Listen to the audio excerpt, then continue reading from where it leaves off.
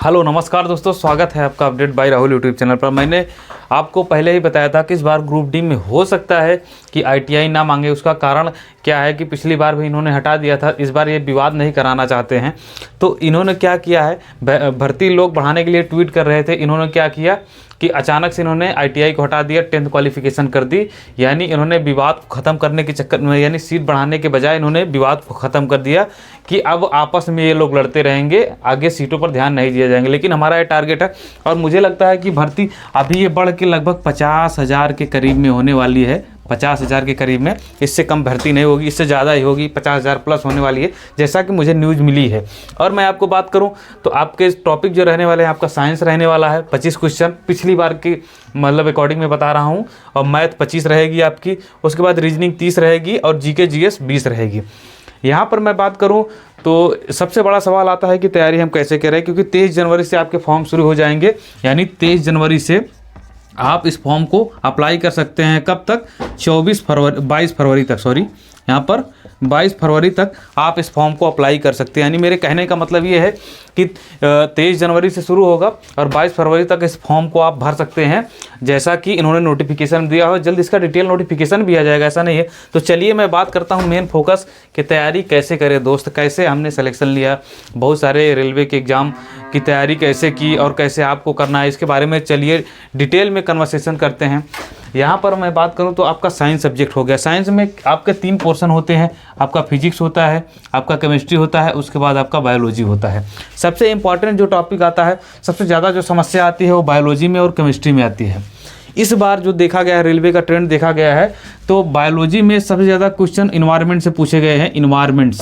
Environment से आपने देखा होगा बहुत सारे क्वेश्चन इन्वायरमेंट से पूछे गए। यानी बायोलॉजी कहें तो बहुत डीप से नहीं पूछी गई, ऊपर से पूछी गई। वहीं केमिस्ट्री की मैं बात करूँ तो इसमें काफ़ी अच्छा क्वेश्चन आया था, रिएक्शन वगैरह यहाँ पर पूछे गए थे। यानी यहाँ पर इस तरह से कुछ क्वेश्चन पूछे गए थे कि आप जो अच्छे से पढ़ा होगा, जो कंसेप्चुअल होगा वो कर पाएगा, नहीं तो आप नहीं कर पाएंगे। और फिजिक्स की मैं बात करूँ तो इलेक्ट्रिक से क्वेश्चन काफ़ी सारे पूछे गए थे, जो कि काफ़ी सिंपल थे। जिन्होंने थ्योरम वगैरह पढ़ा होगा, जैसे धारा वगैरह का क्वेश्चन आया था। तो ये सारी चीज़ें, और वहाँ पर आप देखेंगे फ्लेमिंग के दाएं हाथ का बाएं हाथ का रूल हर सेट में पूछा था, मैं देखा था तो हर सेट में पूछा था। तो इस बार भी आप इसी तरीके से पैटर्न मान चलिए कि आपको इसी तरीके से तैयारी करनी होगी कि 25 क्वेश्चन आपको पूरे में पूरे लाने हैं। यानी मेरे कहने का मतलब ये है कि आपको 25 में से 25 क्वेश्चन को सॉल्व करना होगा। और यहाँ पर मैं बात करूँ इसको मतलब स्कोर करने के लिए आपको 25 में 25 लाने के लिए आपको एनसीईआरटी बुक फॉलो करनी होगी, जो कि रेलवे पूछ रहा है। एनसीईआरटी की सेम टू सेम लाइन ही उठा के पूछ दे रहा है। यानी मेरे कहने का मतलब ये है कि एनसीईआरटी की जो भी मतलब स्टेटमेंट दिया रहता है, आप देखेंगे वही चीज़ें उठा के पूछ रहा है, जैसा कि मुझे क्वेश्चन, जहाँ तक मुझे क्वेश्चन देखने को मिला है। और यहाँ पर मैं बात करूँ तो आपका मैथ हो गया। मैथ का जो सिलेबस दिया है, मैंने जैसे पहले बताया था कि मैथ का सिलेबस के अकॉर्डिंग आपको तैयारी करनी है और कुछ नहीं करना है। रीजनिंग भी आपको सिलेबस के अकॉर्डिंग आपको एक बार पढ़ लेनी है। उसी तरीके से जीके जीएस में सबसे ज़्यादा करंट अफेयर पूछे जाते हैं, तो आपको करंट अफेयर पर ज़्यादा फोकस करना होगा। यहाँ पर आपको, यानी मेरे कहने का मतलब ये है कि जीके ऐसी आएगी 10 क्वेश्चन आप इजीली कर सकते हो। कम से कम 22 से 23 क्वेश्चन आपको अटेम्प्ट करने ही होंगे, क्योंकि कारण क्या है, सिलेक्शन आपको इसी के आसपास होगा, क्योंकि ओपन भर्ती है। पहले आईटीआई था तो थोड़े से कंपटीशन कम थे, लेकिन अब क्या है, और वहीं अब थोड़ा सा ज़्यादा है। यहीं पे मैं बात करूँ मैथ में भी आपको कम से कम 20 प्लस स्कोर करने ही होंगे, यानी 20 से ज़्यादा ही आपको नंबर लाने होंगे। रीजनिंग में बात करूँ तो आपको 28 से 30 यानी पूरे के पूरे मार्क लाने की कोशिश करनी चाहिए, क्योंकि रीजनिंग कहीं ना कहीं प्रैक्टिस का एक विषय है। यानी अगर आप प्रैक्टिस करते हैं तो आप एक अच्छा स्कोर कर सकते हैं। और जीके में भी कम से कम आपको 12 क्वेश्चन करने ही होंगे। ये क्या है, ये आपको सही करने होंगे, ऐसा नहीं किसी में आप निगेटिव भी कर देंगे।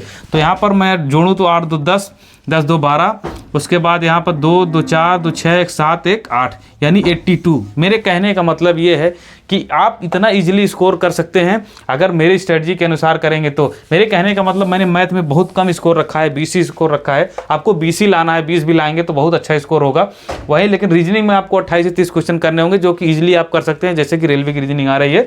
जीके में आपको 12 लाने हैं। वो कैसे लाने हैं? करंट अफेयर पढ़ के, क्योंकि करंट अफेयर अच्छी खासी पूछता है और करंट आपको पढ़ना पड़ेगा मेरे दोस्त, तभी आपके सिलेक्शन होंगे। यानी कहने का मतलब, अगर आप 10 भी लाएंगे तब भी आपके 80 बनेंगे। इतना सही स्कोर तो होना चाहिए। और मैं बात करूं यहाँ पर साइंस में, साइंस में तो 22-23 आपको लाना है, क्योंकि अगर आप साइंस रेलवे के लिए साइंस नहीं पढ़ेंगे, स्पेशली आप रेलवे की तैयारी करेंगे तभी आपके सिलेक्शन होंगे। उसके कारण ये है क्योंकि रेलवे में हर एग्जाम में साइंस पूछी जाती है। जो बच्चा इस पैटर्न को समझ गया, समझ लो उसकी नैया पार हो गई।